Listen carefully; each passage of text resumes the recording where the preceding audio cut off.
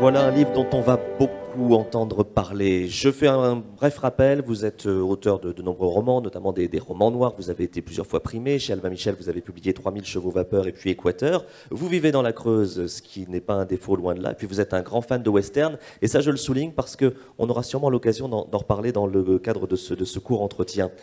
Nous sommes en 1900, nous allons faire connaissance avec Hélène Baumann, elle a 35 ans, elle arrive à Paris en tant que journaliste pour couvrir l'exposition universelle, elle écrit pour le New York Tribune. Elle est la fille d'un couple d'Européens qui a émigré aux États-Unis en 1858. Et Hélène, ce personnage féminin que nous allons suivre, est une femme très libre pour son époque, célibataire, révoltée, lesbienne, portée par des idéaux humanistes. Bisexuelle. Bisexuelle, pardon. Et ce qui est important, c'est peut-être de savoir tout d'abord, Antonin, pourquoi avez-vous eu envie d'écrire sur Paris 1900 et sur cette période charnière de l'exposition universelle ? L'idée d'explorer cette charnière historique a commencé il y a déjà 2 bouquins. Il y a 2 livres avec 3000 chevaux vapeur et ensuite Équateur. Donc avec la naissance de la vapeur, la révolution industrielle et l'idée est venue à mesure, s'est construite à mesure d'essayer d'atteindre le XXe siècle. Il se trouve que 1900 semble être une porte idéale pour y accéder. Mais il y a une vraie fascination sur cet événement international qu'était l'exposition universelle. Je ne sais pas si on peut arriver aujourd'hui à mesurer l'ampleur d'un tel événement. Je crois qu'il y a eu 50 millions de visiteurs à l'exposition universelle de 1900 pour une population française de 40 millions d'habitants.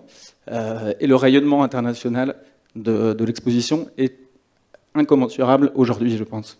Le plaisir de lecture que l'on prend à votre roman, c'est que non seulement vous nous entraînez dans cette période, il y a des éléments historiques qui viennent nous rappeler des choses essentielles, et puis il y a toute la fougue, tout le souffle romanesque que vous avez mis, et notamment ce personnage féminin. J'ai envie que vous nous parliez d'Hélène. Qui est-elle? D'où vient-elle? Et pourquoi avez-vous eu envie de vous mettre dans la peau de cette femme? Alors, me glisser dans la peau d'une femme, c'était un petit peu...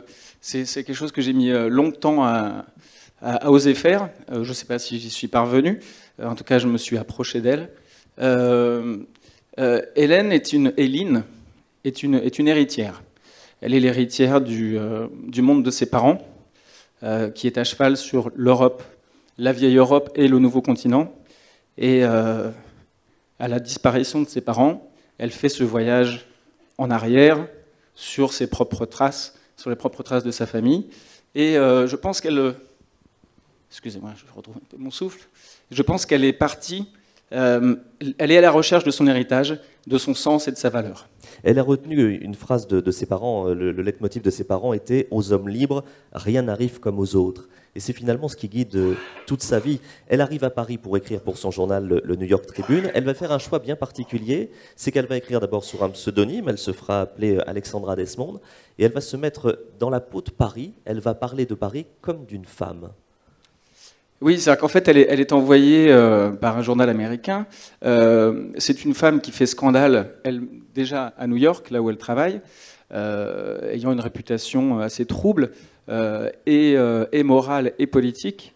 Et au moment où elle arrive à Paris, le deal qu'elle passe avec son patron américain est de faire des articles couvrant l'exposition pour New York de façon, comment dire, assez neutre, et de se réserver le droit, si elle trouve des journaux français qui veuillent publier ce qui la concerne plus personnellement, de le faire sous un pseudonyme. Donc elle prend le pseudonyme de sa mère, le nom de sa mère pour écrire, et elle veut se détacher du formalisme journalistique et se met à écrire des chroniques plus littéraires qui seront publiées par le journal La Fronde, journal féministe entièrement composé de femmes en 1900. Et du coup, elle se met à écrire, elle incarne Paris, qu'elle fait parler à la première personne, et se met en route un jeu de miroir entre qui est cette ville en pleine transformation qui subit le choc de la modernisation, et qui est-elle, elle, comme femme moderne, dans cette époque. Et en écrivant au journal La Fronde, elle va faire de nombreuses rencontres, comme par exemple la journaliste féminine Séverine, qui ressemble d'ailleurs furieusement à ce personnage d'Hélène. Et puis il y a les autres personnages que vous avez inventés, qui vont venir égrener le roman, et notamment ce fameux cousin qui lui est présent à Paris. Il fait partie d'une communauté Sioux, en tout cas il s'est associé à une communauté Sioux pour venir faire ces fameux spectacles qu'avait immortalisé Buffalo Bill. Et pendant l'exposition universelle, effectivement, il y avait ce spectacle à Paris. Et c'est pour ça que tout à l'heure je parlais des westerns, c'est qu'on sent votre amour pour les grands espaces et pour ce sentiment de liberté. Alors les grands espaces, oui. Alors à Paris, ils sont reconstitués. Il y a c'est une époque totalement, enfin, pendant les 6 mois de l'exposition, on est dans un monde complètement artificiel de carton-pâte. Il y a un faux village suisse, il y a une fausse Paris moyenâgeuse, et il y a tous les départements français qui ont des stands, qui présentent leurs danses, leurs coiffes, leurs pâtés de campagne. Et il y a aussi les États-Unis qui présentent ce qui est déjà un mythe digéré et broyé par l'histoire, qui est celui de l'Ouest, du Grand Est sauvage, de la conquête de l'Ouest. Et Joseph Ferguson, donc ce cousin d'adoption d'Eileen, qu'elle a connu au ranch dans lequel elle a grandi, il est face à elle la dernière trace de ce que cette histoire du 19e a broyé, et elle vient à sa rencontre. Elle est partie à Paris pour le retrouver, puisqu'il est l'héritier de ce ranch utopique fondé par ses parents, et elle vient lui proposer un pacte, je suppose, un pacte de paix qui est ce ranch c'est à toi, tu y as grandi, tu es un Indien métis, mais peut-être qu'on pourrait trouver un arrangement et qu'il y a un morceau de cette Amérique qui pourra encore t'appartenir. Ce qui est paradoxal, c'est qu'on l'a dit, Hélène est une femme libre, rebelle même en quelque sorte, mais curieusement, elle vient à Paris parce qu'elle est en recherche de ses racines, elle est en recherche de quelque chose qui pourrait l'aider peut-être à avancer, à se construire différemment. Elle n'est peut-être pas si libre qu'elle veut en donner l'air. Je pense que c'est la clé des personnages de la toile du monde, c'est l'idée que la liberté ne s'offre qu'aux êtres qui sont déjà libres, et qu'aux autres ne reste que la conquête, la tentative de conquérir une liberté avec de grandes possibilités d'échec. Et Eileen, elle étant l'héritière d'utopies, de grands rêves, de grands espaces, d'une personnalité forte, elle en subit aussi le poids. Et du coup, ce voyage est une tentative, pas de conquête de la liberté, mais de libération. Et du coup, tous les personnages qu'elle rencontre sur son passage, c'est un peu un chien dans un jeu de quilles. Elle bouscule les conventions, les certitudes, mais son arrivée dans cet univers provoque aussi des catastrophes, puisqu'elle ne joue pas le jeu. Nous avons évoqué la véracité historique, nous avons évoqué l'intrigue, le souffle romanesque que vous avez mis dans ce roman. Parlez-nous de l'écriture, de la construction de votre roman et de son écriture bien spécifique. Il y a notamment des passages d'une grande sensualité auxquels vous ne nous aviez peut-être pas habitués précédemment. Alors, je pense que ça va de pair avec le choix ou le courage de choisir un personnage principal féminin. J'ai derrière moi une succession de personnages plutôt brutaux, taiseux et anciens combattants traumatisés, à qui décemment je ne pouvais pas faire écrire des poèmes et faire des déclarations d'amour sensuelles. Et du coup, m'étant approché petit à petit d'un personnage féminin, ayant confiance dans la possibilité de le faire,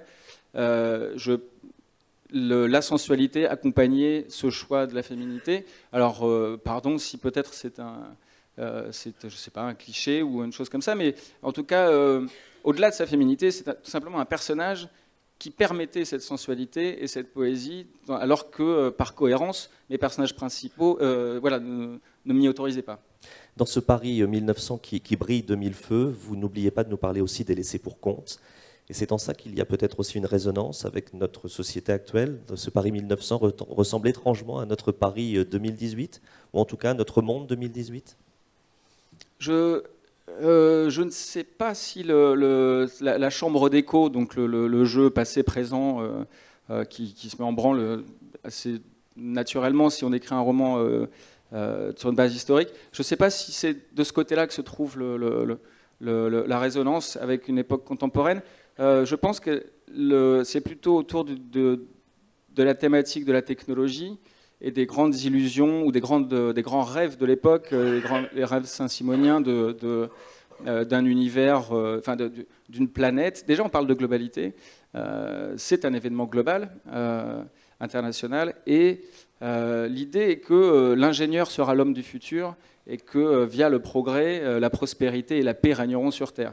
A été organisée à l'Expo universelle la première conférence internationale sur la paix. Les ministres invités à la conférence sur la paix étaient les ministres de l'industrie et du commerce. Donc un choix assez... Et donc je pense que c'est cette... et on est à la veille de la guerre de 14. Les grandes inventions qui ont été primées à l'Expo universelle ont servi à fabriquer les armes de 1914, les grandes armes modernes, le moteur diesel, entre autres. Et du coup, on est de plein pied dans ce questionnement sur que devient l'humain. Et Hélène est le représentant de cette humanité virulente dans un environnement de plus en plus technologique. Vous avez écrit un roman formidable, porté par un souffle romanesque, par une belle plume, des personnages très complexes, et puis cette femme, Hélène Baumann, que l'on garde longtemps en mémoire après avoir fermé la dernière page. Antonin Varenne, ça s'appelle La toile du monde. Merci beaucoup. Merci à vous.